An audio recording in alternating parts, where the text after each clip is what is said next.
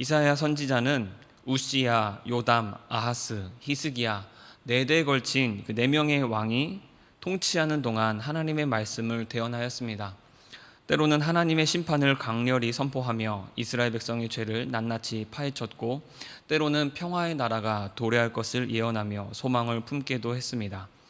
그러나 이사야가 알려준 소망은 한없이 밝기만 한 장밋빛 미래가 아니었습니다. 날이 밝기 전 어둠이 짙게 들이오듯 이스라엘의 앞날은 잠시간이나마 고난이 예비되어 있었습니다. 오늘 읽은 본문에서는 두려워하지 말라, 놀라지 말라, 굳세게 하리라, 용기와 힘을 주며 우리 심장을 뛰게 합니다. 하나님께서 도와주시기에 불가능이 없으리라 외치며 어떤 일이든 감당할 수 있는 용기와 담대함이 생기는 듯도 합니다. 그러나 본문의 앞뒤 상황과 맥락을 살펴보면 무슨 일이든 해낼 것 같은 젊고 단단한 모습의 군인이 아니라 숱한 전투를 거치며 훈장과 아울러 상처가 몸 곳곳에 새겨진 위대한 장교의 모습임을 알 수가 있습니다. 먼저 읽지는 않았지만 이사야 39장의 내용을 보면 바벨론에서 사자가 찾아오게 됩니다. 히스기야 왕이 병에 걸렸다가 나음을 듣고 그 일을 축하하기 위하여서 사자를 보냈던 것이지요. 그래서 글과 예물로 히스기야의 완치됨을 축복하였습니다. 히스기야는 강대국의 사절단이 찾아와 축하해 주는 것을 기뻐하여서 보물 창고와 또 무기고와 나라의 모든 소유를 보여주었습니다. 그의 교만과 잠깐의 흐려진 판단력으로 하나님 앞에 죄를 범하였다라고 기록되어 있습니다. 하나님을 자랑치 못하고 그의 소유와 권세를 드러내었던 히스기야의 잘못으로 인해서 심판의 메시지가 벼락처럼 내려치게 됩니다. 39장 5절과 6절에 보면 이사야가 히스기야에게 이르되 왕은 만군의 여호와의 말씀을 들으소서.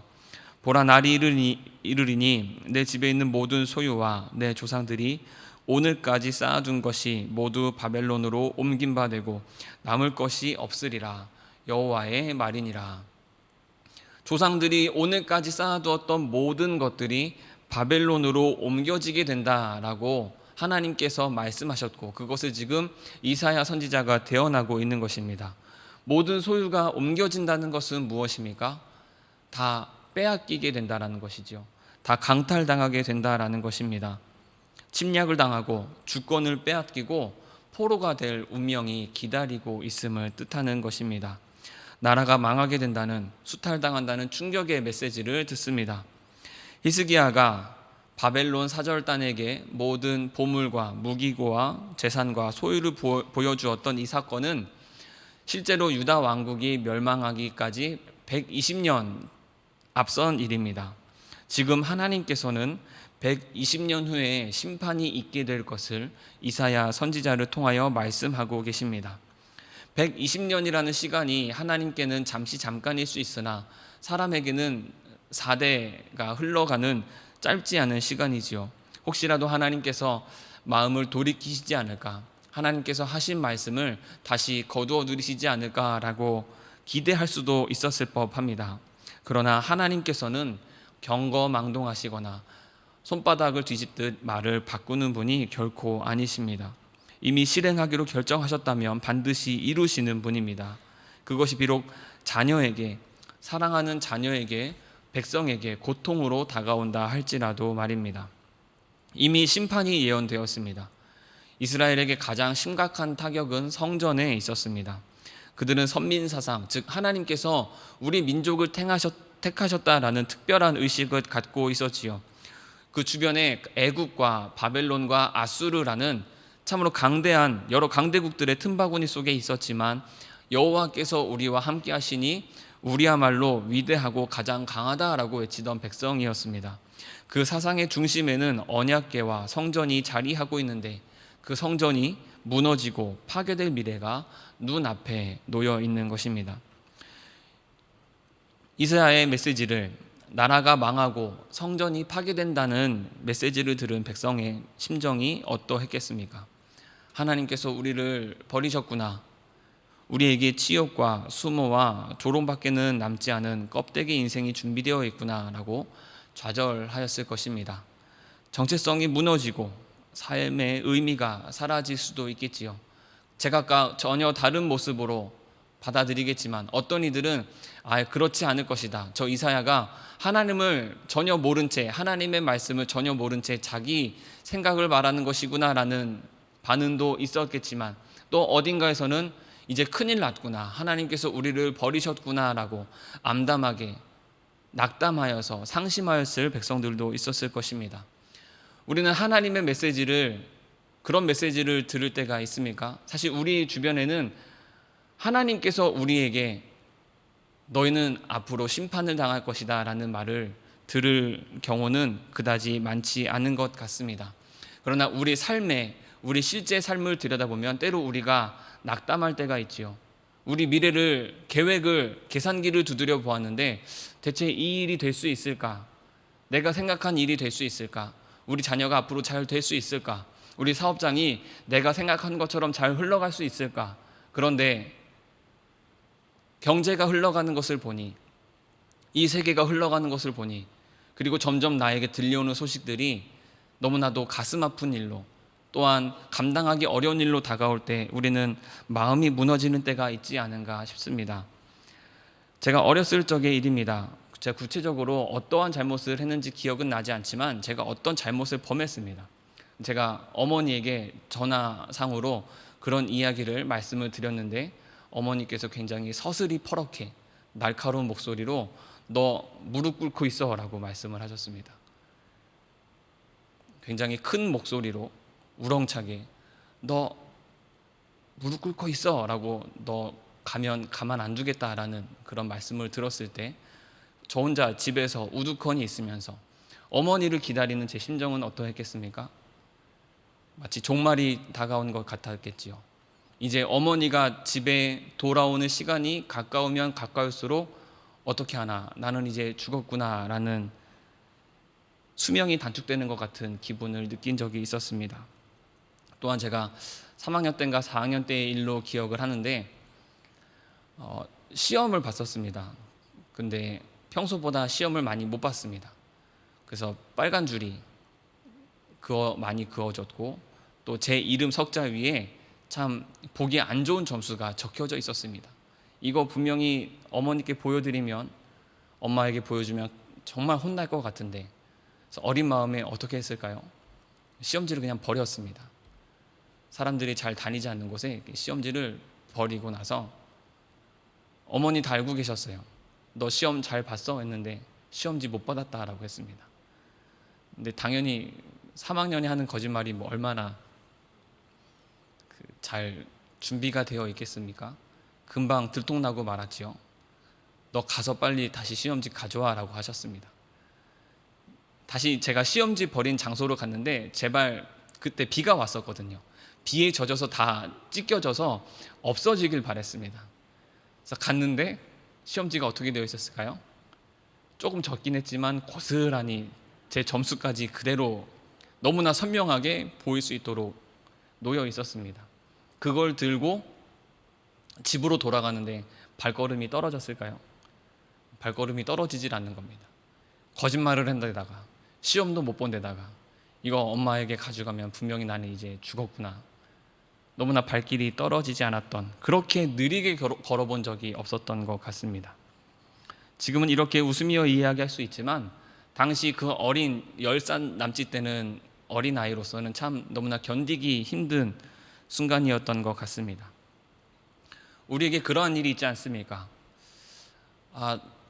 정말 큰일 났구나, 미래에 대한 소망으로 가득 차야 하는데 과연 잘 될 수 있을까? 눈앞이 캄캄한 일들이 우리에게 때로 찾아오지 않습니까? 사업하시는 분들 중에는 종종 그런 분들이 계시는 것 같습니다. 부도가 나고 이 자금이 잘 흘러가야 되는데 어디서부턴가 탁 막혀버려서 이제 사업이 망하게 되고 차압이 붙고, 그런 일을 눈앞에 이제 기다리고 있는 사람들은 너무나 그 사실을 견디기가 어려운 것이겠지요.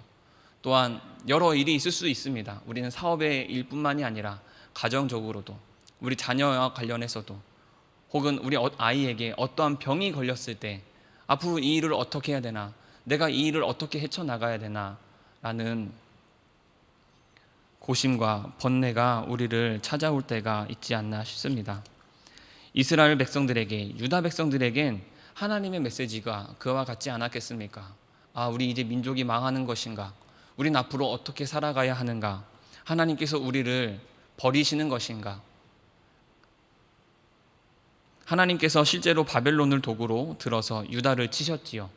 그들은 속수무책으로 당할 수밖에 없었고 치욕과 수모와 약탈과 파괴로 뒤덮인 역사의 길을 걸어가야만 했습니다.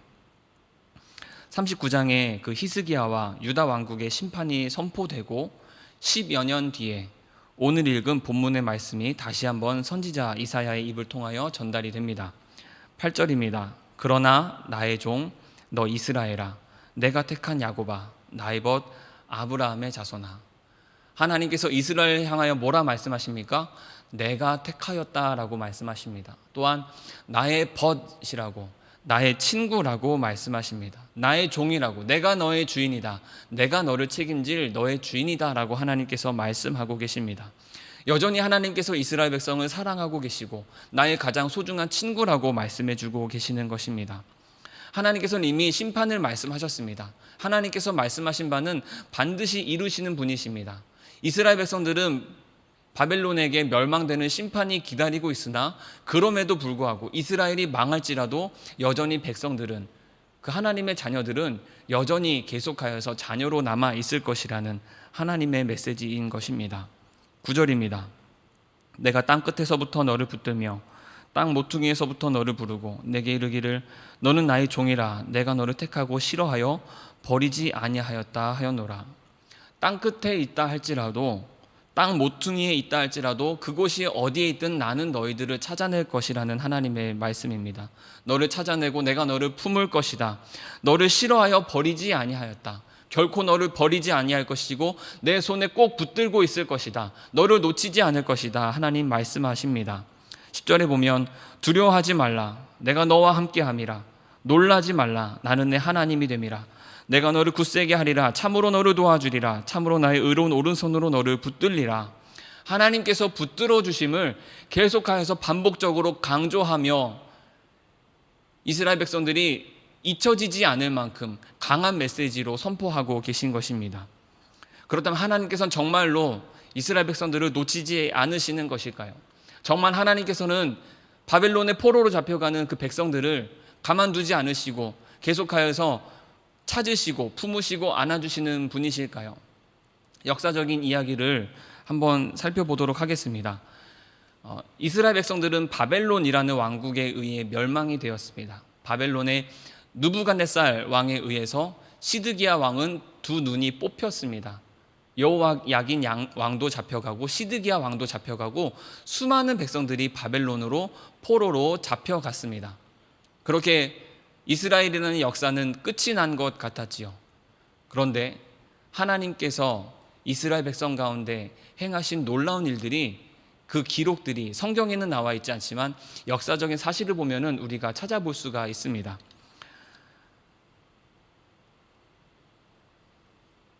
에스라 1장을 보면은 에스라 1장에서는 고레스 원년에라고 되어 있습니다.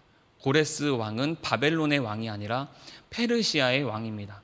바벨론이라는 왕국이 끝이 나고 페르시아라는 나라가 새롭게 나타나서 패권을 장악하게 되었다라는 것이죠. 전 세계를 장악하던 가장 강대한 세력이었던 바벨론과 느부갓네살 왕의 그 힘은 천하를 호령하며 영원할 것 같았는데 느부갓네살 왕의 아들은 2년 만에 살해를 당하고 맙니다.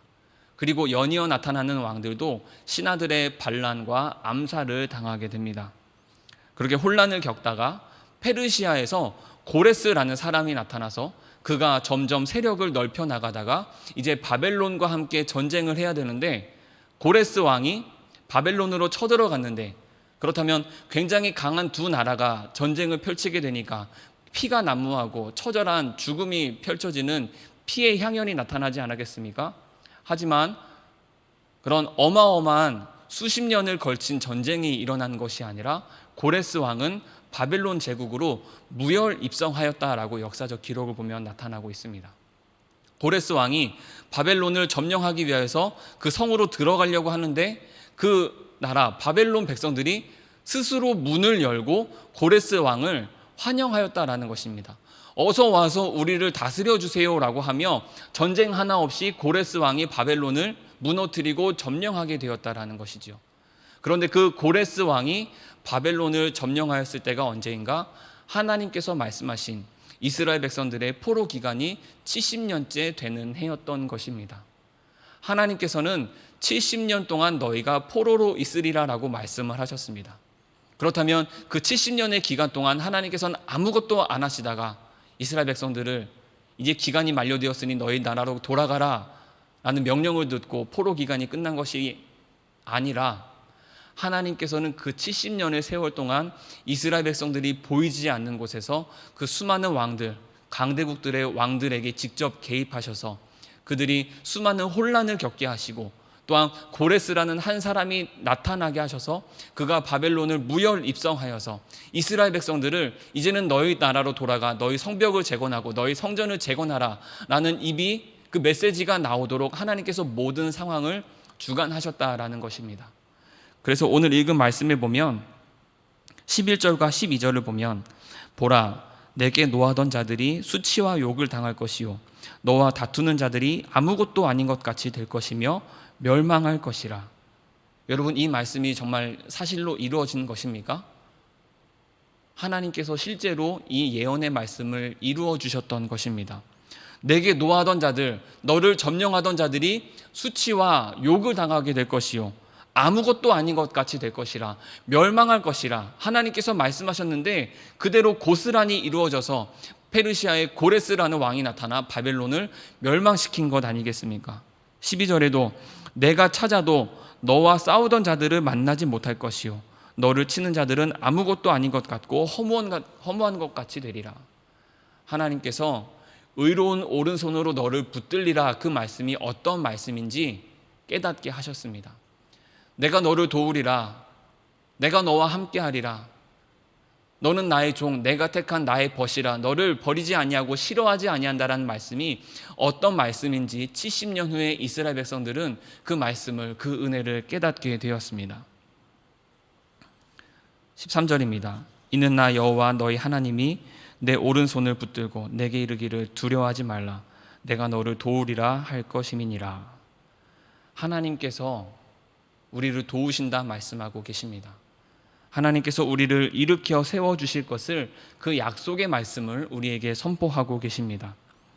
비록 우리에게 고통이 찾아온다 할지라도 우리에게 혼란스러움이, 우리에게 고난과 어려움이 찾아온다 할지라도 그것이 영원한 것이 아니라 잠깐일 뿐이며 하나님께서는 우리가 고통을 겪고 있는 그 순간 가운데서도 우리가 보이지 않고 우리가 깨닫지 못하는 순간 가운데 우리를 위하여 일하고 계시고 우리가 회복할 수 있도록 우리가 다시 일어설 수 있도록 모든 상황과 환경을 만들어가고 계심을 굳게 확신하는 우리가 되기를 간절히 소망합니다. 하나님은 우리를 버려두지 않으시는 인애와 자비가 크신 하나님이십니다. 혹 우리가 죄를 범하였다 할지라도 혹 우리가 하나님의 말씀에 순종하지 못하고 우리 뜻대로 살아갔다 할지라도 우리를 완전히 버리지 않으시고 긍휼과 사랑으로 허물로 덮어주시는 분이십니다. 하나님께서는 그 이스라엘 백성들을 위하여 그들이 잠깐 포로로 있을 때 그들을 위하여 일하셨던 우리 하나님께서는 이 땅 가운데 예수 그리스도를 보내시고 우리로 하여금 그 복음으로 예수 그리스도의 십자가로 우리를 다시 살아나게 하셨습니다. 우리에게 부활의 소망을 허락하여 주셨습니다. 우리가 거듭나게 하시고 하나님의 사람으로 그리스도인으로 살아갈 수 있도록 우리를 위하여 일하시는 하나님이십니다. 대림절 기간입니다. 이 땅 가운데 오신 예수님은 그 하나님의 창세전부터 계획된 순리대로 오신 분이시며 그 하나님의 계획과 예수님의 이 땅 가운데 사역과 십자가는 우리를 향한 것임을 잊지 않으시고 우리 하나님의 말씀, 내가 너를 도우리라, 내가 너를 붙들리라 이 말씀을 굳게 신뢰하는 우리가 되기를 간절히 소망합니다.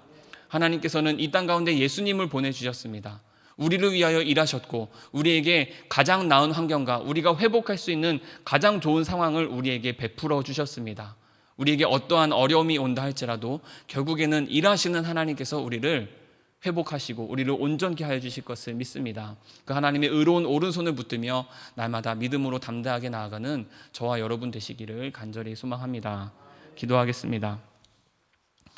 하나님 아버지, 우리를 위하여 일하시는 하나님, 참으로 의로운 오른손으로 붙드시는 하나님 감사드립니다.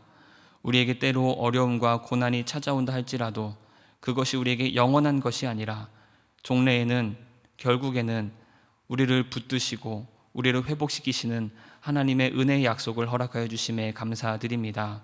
대림절 기간입니다. 예수님께서 이 땅 가운데 오셨습니다.